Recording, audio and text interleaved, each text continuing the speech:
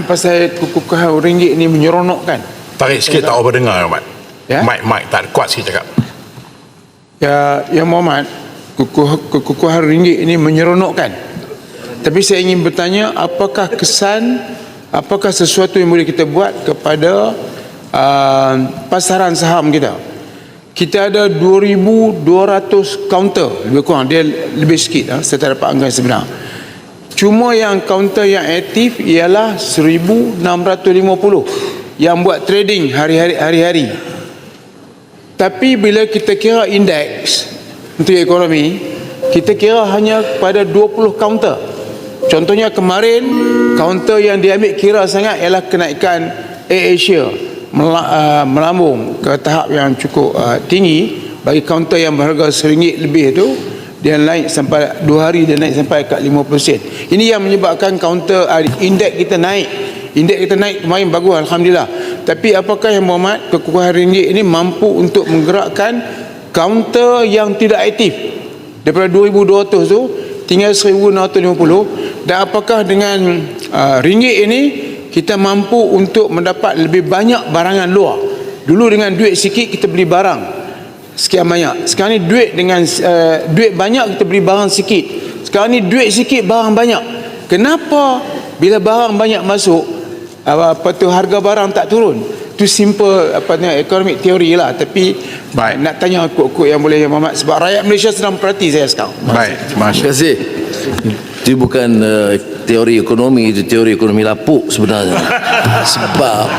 sebab ya Muhammad, yang Muhammad tanya itu pasaran saham. Mana mungkin kerajaan dan juga sistem ekonomi sekarang campur tangan dalam urusan pasaran saham. Pasaran saham itu kukuh kerana dianggap bebas dan berintegriti. Sebaik sahaja kerajaan mulai campur tangan, maknanya sistem itu dikompromis. Itu yang pertama dari segi prinsipnya. Walaupun bagaimanapun dari segi makro, bagaimana kita boleh menjana pertumbuhan kegiatan, itu boleh diteruskan dengan keterbatasan yang sedia ada. Tapi secara umumnya pasaran saham itu dilihat dari keseluruhan, tidak pada setiap kaunter. Ya, jadi saya cadangkan yang Muhammad pandai pilih kaunter. Yang kedua yang terkait ialah tentang apa yang diperhatikan oleh yang Muhammad tentang harga barang. Harga barang memang ada kenaikannya sedikit. Tapi kalau kita lihat keseluruhannya, ya, ada peningkatan yang terkawal. Dan bagaimana kita nak ukur? Kita ukur ketimbang perkembangan di semua negara, dengan negara jiran.